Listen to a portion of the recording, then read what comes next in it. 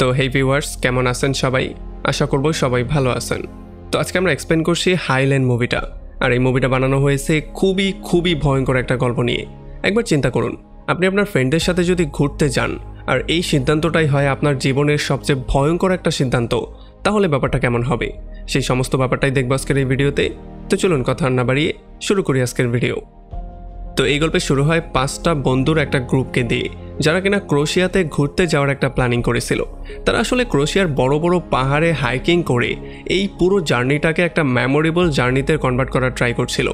এই গ্রুপের মধ্যে ফ্রেড আর কারিন নামের একটা কাপল ছিল, যারা কিনা পুরোপুরি ট্রেন্ড হাইকার ছিল। ক্লোই নামের একটা মেয়ে ছিল, যে কিনা প্রফেশনালি একজন নার্স ছিল। আর তাছাড়া তার বয়ফ্রেন্ড লোইকও এখানে ছিল। আর তাছাড়া ফাইনালি যে বাকি ছিল তার নাম ছিল স্যাম। সে ছিল তাদের সবার কমন ফ্রেন্ড। আর তখন আমরা জানতে পারি স্যাম ছিল ক্লোয়ের আগের বয়ফ্রেন্ড। এখনও স্যাম ক্লোইকে চায়, যদিও সে এই ট্রিপের মধ্যে আসতেই চাইছিল না। কিন্তু লুইক তাকে বারবার করে বুঝিয়ে বলেছে যে এখানে তুমি আসো, সব কিছু ঠিকঠাক হবে। এই জন্য সে ফাইনালি এখানে চলে এসেছে। তো এরপর তারা সবাই মিলে গাড়িতে বসে বেরিয়ে পড়ে তাদের গন্তব্যের দিকে। আর কয়েক ঘন্টা জার্নি করার পরে ফাইনালি তারা সেই পাহাড়ি অঞ্চলে চলে আসে, যেখানে তারা হাইকিং করবে। তবে যখন তারা গাড়ি থেকে নামে, তখন তারা পুরোপুরি শকড হয়ে যায়। তারা দেখতে পারে এখানের পাহাড়গুলো পুরো খাড়া পাহাড়। আর তাছাড়া এখানে একটা বোর্ডও লাগিয়ে দেওয়া হয়েছিল, যেখানে বলা হয়েছিল এই জায়গাটা হাইকিংয়ের জন্য একেবারেই সেফ না। কিন্তু এগুলোকে ইগনোর করে হাইকার ফ্রেড পাহাড়ের উপরে ওঠা শুরু করে দেয়। আর সে বাকি সবাইকে উচ্ছ্বাসিত করে উপরে ওঠার জন্য। সে ফাইনালি উপরে উঠে একটা রশি নিচের দিকে ফেলে, যাতে করে এইটার সাহায্যে বাকিরা উঠতে পারে। যদিও লুইক প্রচণ্ড ভয়ের মধ্যে ছিল, তবে ক্লোই তাকে কোনো রকমে বুঝিয়ে তাকে ওঠানোর জন্য একটু সাহস দেয়। আর এরপরে যখনই লুইক একটু উপরে উঠে যায়, তখন স্যাম এই সুযোগটা পেয়ে ক্লোইকে একটু সাইডে নিয়ে তার সঙ্গে কথাবার্তা বলা শুরু করে। সে তাকে বলে যে সে তাকে এখনও চায়, আর তাকে এতদিন পরে এত কাছে দেখতে পেয়ে সে খুবই হ্যাপি ফিল করছে। আর যখন সে তার হাল অবস্থা জিজ্ঞেস করে, তখন আমরা এই ব্যাপারটা জানতে পারি যে একটা সময় চিকিৎসা করতে গিয়ে তার ভুলের জন্য একটা রোগীর মৃত্যু হয়ে গিয়েছিল। আর সেই কোমা থেকে সে এখন পর্যন্ত বেরোতে পারেনি। সে সবসময় ভয়ের মধ্যে থাকতো। তবে এখন সে বলে যে হ্যাঁ, আমি পুরোপুরি ঠিক আছি, আর আমি নিজেকে সুস্থ করার ট্রাই করছি। আর আমার মনে হয় যে এই হাইকিংটার পরে আমি আরও বেশি বেটার ফিল করব। যাই হোক, এরপর তারা সবাই পাহাড়ের উপরে উঠে যায়। আর আস্তে আস্তে করে তারা যতই সামনের দিকে আগাচ্ছিল, তারা ততই ভালোভাবে বুঝতে পারছিল যে হাইকিং করার জন্য এই পাহাড়গুলো একেবারেই ঠিক না। এগুলো খুবই ভয়ঙ্কর একটা প্লেস। একটু সামনে যাওয়ার পরে তারা একটা পুরনো পুল পেয়ে যায়, যেই পুলটা পার হয়ে তাদেরকে অন্য একটা পাহাড়ে যেতে হবে। আমরা দেখতে পারি ফ্রেড প্রথমেই সেই পুলটা পার করে সামনের দিকে চলে যায়, আর এরপরে স্যাম আর ক্লোইও চলে যায়। তবে যখনই লোয়েকের পালা আসে, তখন সে এতটাই ভয়ের মধ্যে ছিল যে সে অর্ধেক এসেই পাথরের মতো জমে যায়। সে আর সামনে আগাতেই পারছিল না। তো এটা দেখার পরে কারিন যখন তাকে সাহায্য করতে একটু সামনে আগানোর ট্রাই করে, তখন ফ্রেড তাকে আটকে দেয়। সে বলে যে এই পুলটা এতটাই দুর্বল যে এটা 2টা মানুষের ভার কোনোভাবেই নিতে পারবে না। এই জন্য ক্লোই একটু সামনে এগিয়ে লুইককে তার দিকে ডাকার ট্রাই করে। আর এই জন্য ধীরে ধীরে আস্তে আস্তে করে সেও কোনো রকমে পুলটা পার করে ফেলে। তবে তারা এই ব্যাপারটা একেবারেই ভুলে গিয়েছিল যে এই পুলটা যেই কোনো সময় ভেঙে চুরমার হয়ে যেতে পারে। আর এরপরে যখন কারিনের পালা আসে আর সে হাঁটতে হাঁটতে মাঝখানে চলে আসে, তখনই এই পুলটা ভেঙে চুরমার হয়ে যায়। আমরা দেখতে পারি সেও নিচের দিকে পড়ে যাওয়া শুরু করেছিল, তবে কোনো রকমের লাস্ট মুহূর্তে সে এখানে একটা রশি ধরে ফেলে। এটা দেখার সঙ্গে সঙ্গে ফ্রেড এই বিপদের মুহূর্তে দ্রুত তার দিকে একটা রশি ছুঁড়ে মারে, আর সেই রশির মাধ্যমে তাকে টেনে সে তার কাছে নিয়ে আসে। আর যখনই সে কারিনকে উপরে তুলে, তখনই এই পুরো পুলটা ভেঙে চুরমার হয়ে নিচে পড়ে যায়। আর এই ব্যাপারটা দেখার পরে তারাও পুরোপুরি ভয় পেয়ে যায়, কারণ তারা এই ব্যাপারটা বুঝে গিয়েছে যে এখন তারা চাইলেও আর ব্যাক করতে পারবে না, কারণ এইটাই ছিল ব্যাক করার একমাত্র রাস্তা, যেটা কিনা নষ্ট হয়ে গেছে। এখন এই ব্যাপারগুলোর জন্য লুইক প্রচণ্ড ভয় পেয়ে যায়, আর সে ফ্রেডের উপরে চিল্লাচিল্লি করা শুরু করে, কারণ এত ভয়ঙ্কর একটা জার্নিতে ফ্রেডই তাদেরকে নিয়ে এসেছে। তবে ফ্রেড তাদের সবাইকে বুঝিয়ে বলার ট্রাই করে যে দেখো, এখন ঝামেলা করে কোনো লাভ হবে না, আমাদেরকে এখন ঠান্ডা মাথায় চিন্তা করতে হবে। আর রাত হওয়ার আগে আমাদের পাহাড়ের ওই পারে যেতে হবে, আর নয়তো আমরা সবাই মরবো। এই জন্য ফাইনালি তারা আবারও সহজ সহজ রাস্তাগুলো পার করে সামনের দিকে আগানো শুরু করে। তবে যখন তারা আস্তে আস্তে করে সামনের দিকে আগাচ্ছিল, তখন একটা পর্যায়ে গিয়ে তারা দেখতে পারে যে পাহাড়ের সাথে যেই রডগুলো পোতা ছিল, একটা রড থেকে রশিটা ছুটে গিয়েছে। তবে যেহেতু ফ্রেড আর কারেন প্রফেশনাল ছিল, এই জন্য এই রশিটা ছাড়াই তারা পাহাড়ের উপরে উঠে যায়, কিন্তু বাকি সবাই সেখানে আটকা পড়ে যায়। আর এই জন্য ফ্রেড আর কারেন উপরে গিয়ে একটা রশির ব্যবস্থা করার ট্রাই করে, যাতে করে তাদেরকেও উপরে তুলে আনতে পারে। এখন এই পুরো সময়টাতে তারা 3জন প্রচণ্ড শক্তি দিয়ে পাহাড়টাকে ধরেছিল, যাতে করে তারা নিচের দিকে কোনো রকমে পড়ে না যায়। তবে লুইক যেহেতু প্রচণ্ড ঘাবড়ে ছিল, এই জন্য সে প্রচণ্ড জোরে জোরে শ্বাস নিচ্ছিল। যদিও এটা দেখার পরে স্যাম তাকে বারবার করে না করছিল এমনটা করার জন্য, কিন্তু লুইক উল্টো তার সাথেই চিল্লাচিল্লি শুরু করে। আসলে যেহেতু স্যাম এখনও ক্লোইকে চায়, এই জন্য লুইক তাকে হিংসা করে, আর এই জন্যই সে তাকে সহ্য করতে পারছিল না। তবে যেহেতু সে প্রচণ্ড ভয়ের মধ্যে ছিল, এই জন্য একটা সময় তার হাতটা পিছলে যায় আর সে নিচের দিকে পড়ে রশির সাথে হাওয়ার মধ্যে ঝুলে যায়। আর এই ফোর্সের জন্য স্যামের রশিটাও সেখান থেকে খুলে যায় আর সেও সেখানে হাওয়ার মধ্যে চলে আসে। আর যখন ক্লোই এই ব্যাপারগুলো দেখতে পারে, তখন সে তাদেরকে সাহায্য তো করতে চাইছিল, তবে সে কোনো রকমে কিছু করতে পারছিল না। তার সামনে সেই রোগীটা চলে আসে, যেই রোগীর মৃত্যু তার জন্য হয়েছিল। এদিকে উপরে ফ্রেড আর কারিন একটা মজবুত কাজ খুঁজছিল, যাতে করে সেটার সাথে রশিটাকে বেঁধে তারা বাকি তিনজনকেও উপরে টেনে আনতে পারে। তবে তখনই তার পাটা একটা ফাঁদের মধ্যে আটকে যায়, আর যখন এই ফাঁদটা তার পাটাকে কামড়ে ধরে, তখন তার পাটা খুবই জঘন্য রকম করে জখম হয়ে যায়। আর যখন কারিন এই ফাঁদটাকে খোলার ট্রাই করে, তখন সে আরও বেশি ব্যথা পাওয়া শুরু করে। এই জন্য ফ্রেড তাকে বলে যে তুমি দ্রুত সেখানে যাও আর আমাদের 3টা ফ্রেন্ডকে সেভ করে নিয়ে আসো, যাতে করে তোমরা সবাই মিলে এই ফাঁদটা থেকে আমাকে বাঁচাতে পারো, আর নয়তোবা তুমি একা কিছুই করতে পারবে না। আর এই জন্য কারিন দ্রুত দৌড়ে এসে একটা রশির সাহায্যে বাকি 3জনকেও টেনে উপরের দিকে নিয়ে আসে।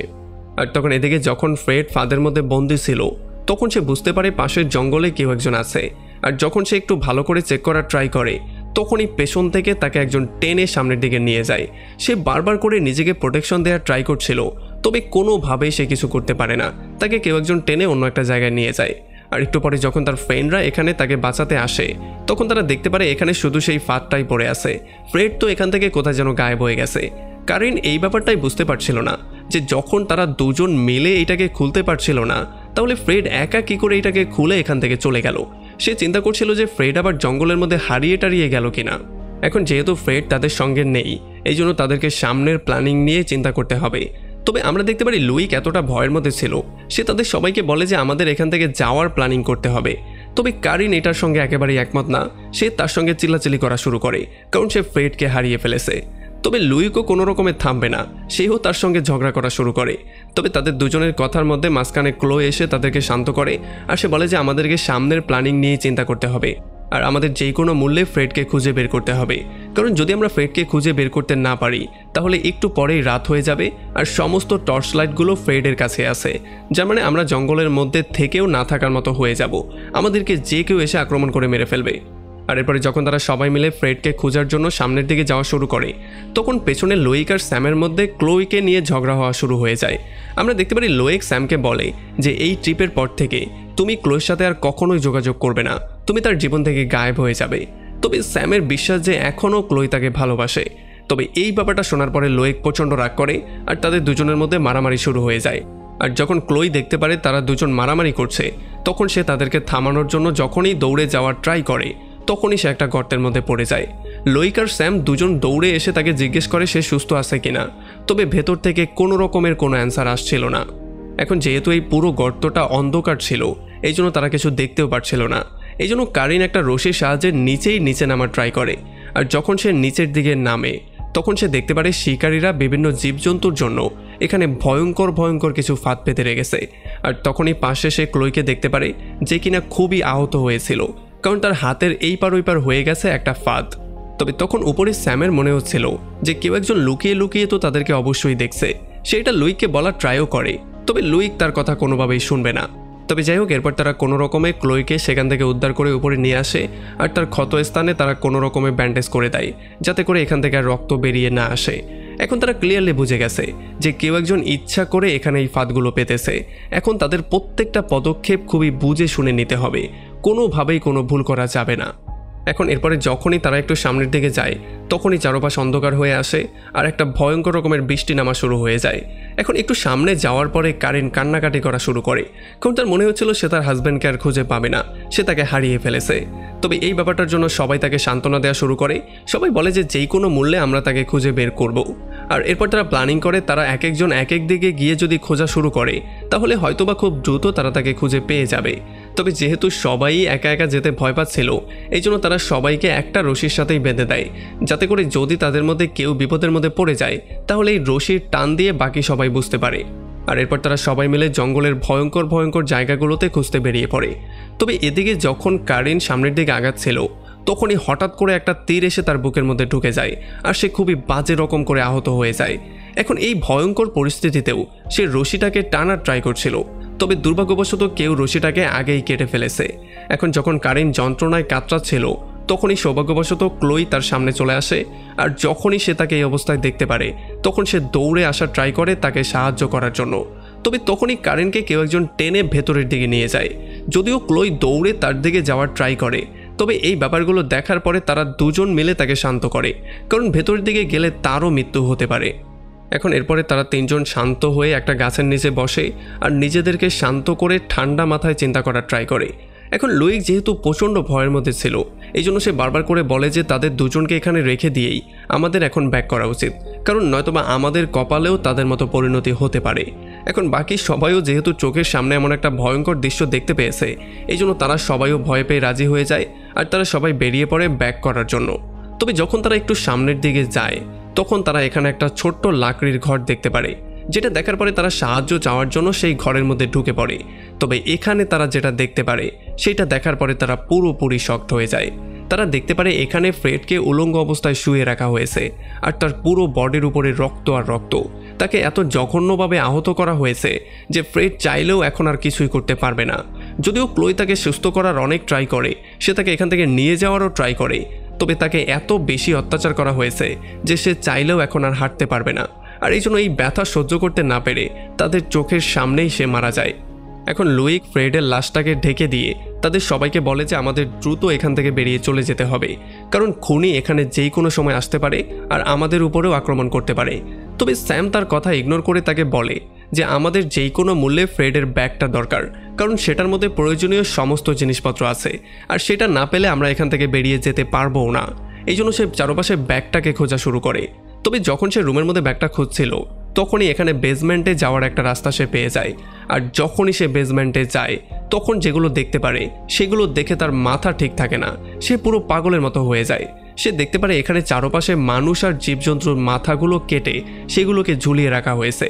আর একটা পাশে যখন সে ব্যাগটা খোঁজার ট্রাই করছিল তখন এখানে সে অ্যান্টন নামের একটা লেখা দেখতে পারে। এইটা দেখার পরে স্যাম এই ধারণাটা করে যে হয়তোবা এটা হচ্ছে গিয়ে অ্যান্টন নামের কোনো একটা খুনির কাজ। তবে তারপরও সে ব্যাগটাকে খোঁজার ট্রাই করে আর ফাইনালি একটু পরে সে ব্যাগটা খুঁজে পেয়েও যায়। তবে এই ব্যাগটা নিয়ে যখনই সে ব্যাক করার ট্রাই করে তখনই বেসমেন্টের দরজায় তার সামনে লুইক চলে আসে আর সে তার থেকে জোর করে টানাহিসড়া করে ব্যাগটা নিয়ে তাকে একটা লাথি দিয়ে সিঁড়ি থেকে নিচে ফেলে দেয়। আর সিঁড়ি থেকে নিচে পড়ার পরেই স্যাম সেখানে বেহুশ হয়ে যায়। আসলে লুইক এই কাজটা এই জন্য করেছে কারণ ক্লোই আর স্যামের মধ্যে যেই দূরত্বটা কম ছিল এই ব্যাপারটার জন্য তার খুবই জ্বলছিল, এই জন্য সে তাকে এখানে ফেলে দিয়েই চলে যেতে চায়। তবে যখন সেই ব্যাগটা নিয়ে ক্লোয়ের কাছে গিয়ে তাকে সহ চলে যাওয়ার ট্রাই করে তখন ক্লোই বারবার করে স্যামের কথা জিজ্ঞেস করে।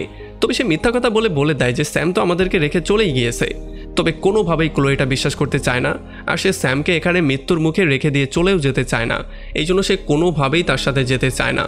তবে যখন তাদের মধ্যে ঝগড়া হচ্ছিল তখনই অ্যান্টন নামের খুনিটা কারিনের লাশটা নিয়ে এখানে চলে আসে। সে আসার সঙ্গে সঙ্গেই ক্লোইকে একটা লাথি মেরে সেখানে বেহুশ করে দেয় আর এরপরে লুইকের সঙ্গে তার শুরু হয় একটা ভয়ঙ্কর মারামারি। তবে একটু পরে ক্লোই জ্ঞান ফিরে পেয়ে সে গিয়ে অ্যান্টনের উপরে আক্রমণ করে দেয়। তবে এই আক্রমণের সময় লুইক তাকে সাহায্য করার জায়গায় সে উল্টো দিকে দৌড় দিয়ে পালিয়ে যায় আর এই জন্য অ্যান্টন পরবর্তীতে তাকে আবারও একটা পাঞ্চ করে সেখানে বেহুশ করে ফেলে। আর যখন একটু পরে সে জ্ঞান ফিরে পায় তখন সে দেখতে পারে সে বেসমেন্টে স্যামের সঙ্গে এখানে ঝুলন্ত অবস্থায় বাঁধা আছে। আর যখন তারা বারবার করে নিজেদেরকে ফ্রি করার ট্রাই করছিল তখন তারা দেখতে পারে যে অ্যান্টন ফ্রেড আর কারিনের লাশটাকে নিয়ে সেগুলোকে কেটে সেগুলোর মধ্য থেকে হাড্ডিগুলোকে বের করছিল। এই ব্যাপারগুলো দেখার পরে তারা প্রচণ্ড ভয় পেয়ে যায়। আর যখন ক্লোই নিজেকে ফ্রি করেই ফেলছিল তখনই তার সামনে অ্যান্টন চলে আসে আর সে তাকে সেখান থেকে ফ্রি করে উপরে নিয়ে আসে তাকে মারার জন্য। আর তখন এদিকে আমরা দেখতে পারি যখন লুইক জঙ্গলের মধ্যে দৌড়াচ্ছিল তখন সে কোনোভাবেই কুল কিনারা করতে পারছিল না, সে জঙ্গলের মধ্যে হারিয়ে যাওয়ার মতো হয়ে গিয়েছিল, এই জন্য সে আবারও ব্যাক করার সিদ্ধান্ত নেয়। আর এদিকে স্যাম কোনো রকমে নিজেকে ফ্রি করে যখনই সে বেসমেন্ট থেকে বেরোয়ার ট্রাই করে তখন সে দেখতে পারে অ্যান্টন বেসমেন্টের দরজাটাকে লক করে দিয়েছে, এই জন্য অনেক পিটাপিটি করার পরেও সে এখান থেকে বেরোতে পারছিল না। আর যখন উপরে অ্যান্টন ক্লোইকে মারার জন্য প্রস্তুতি নিচ্ছিল তখনই এখানে লুইক চলে আসে আর সে এসে একটা পাথর দিয়ে অ্যান্টনের উপর আক্রমণ করে। আর এইটার জন্য অ্যান্টন এত বেশি রাগ করে যে সে তার তীরটাকে নিয়ে তখনই বেরিয়ে পড়ে লুইককে মারার জন্য। আর লুইকও সেখান থেকে দৌড়ে পাগলের মতো পালিয়ে যাওয়া শুরু করে। আর তখন এই সুযোগটা নিয়ে ক্লোই কোনো রকমে নিজেকে ফ্রি করে আর সে বেসমেন্টের দরজাটা খুলে স্যামকেও সেখান থেকে বের করে। আর এরপর তারা দুজন একজন আরেকজনকে ফ্রি করে তারা ফাইনালি সিদ্ধান্ত নেয় তারা এখন গিয়ে লুইককে সেভ করবে। আর তখন এদিকে আমরা দেখতে পারি অ্যান্টন লুইকের পায়ের মধ্যে একটা তীর মেরে দেয়, যাতে করে লুইক প্রচণ্ড আহত হয়ে যায়। তবুও সে কোনো রকমে উঠে দাঁড়িয়ে অ্যান্টনকে ফেস করার সিদ্ধান্ত নেয়। আর যখন তাদের মধ্যে মারামারি হয় তখন সুযোগ পেয়ে লুইক কোনো রকমে তার পা থেকে তীরটাকে বের করে সেই তীর দিয়েই তার উপরে আক্রমণ করে দেয়। এতে করে অ্যান্টনও একটু আহত হয়ে যায়। আর এই সুযোগে লুইক একটা পাথর দিয়ে তার উপরে অনেকবার আক্রমণ করে সেখান থেকে পালিয়ে যাওয়ার ট্রাই করে। তবে একটু সামনে যাওয়ার পরে যেহেতু পাহাড়টা শেষ হয়ে গেছে এই জন্য সে পাহাড় থেকে নিচের দিকেই পড়ে যাওয়া শুরু করে। তবে কোনো রকমে একটা লোহার কিছু একটা ধরে সে নিজেকে সেভ করে ফেলে। অ্যান্টনি ব্যাপারটা দূর থেকেই দেখতে পারে, তবে সে তার কাছে যায় না আর সে সেখান থেকে দূরে গিয়ে লুকিয়ে পড়ে। আর একটু পরে যখন এখানে স্যাম আর ক্লোই চলে আসে তখন স্যাম তার হাতটা দিয়ে লুইককে সেভ করার ট্রাই করে। তবে যখন সে তাকে টেনে উপরের দিকে তুলছিল তখনই হঠাৎ করে তার মনে পড়ে যে লুইক তাকে লাথি মেরে বেসমেন্ট থেকে নিচে ফেলে দিয়েছিল। এই জন্য সে ইচ্ছা করে তার হাতটা সেখানে ছেড়ে দেয় আর লুইকের নিচে পড়েই মৃত্যু হয়ে যায়। ক্লোই তার বয়ফ্রেন্ডের মৃত্যু দেখার পরে পাগলের মতো হয়ে যায়। সে জোরে জোরে চিৎকার করা শুরু করে, কান্নাকাটি করা শুরু করে। তবে স্যাম কোনো রকমে তাকে জড়িয়ে ধরে শান্ত করার ট্রাই করে। তবে এই সুযোগটা নিয়েই অ্যান্টন পেছন থেকেই স্যামের মাথার মধ্যে একটা তীর মেরে দেয় আর এই তীর খাওয়ার জন্য স্যামের সেখানে স্পটেই মৃত্যু হয়ে যায়। এখন এই ব্যাপারগুলোর জন্য ক্লোয়ের মাথা প্রচণ্ড গরম হয়েছিল, তার মনের মধ্যে প্রচণ্ড রাগ আর প্রতিশোধের নেশা চেপে বসেছিল। এই জন্য সে গিয়ে অ্যান্টনের উপরে আক্রমণ করার সিদ্ধান্ত নেয়।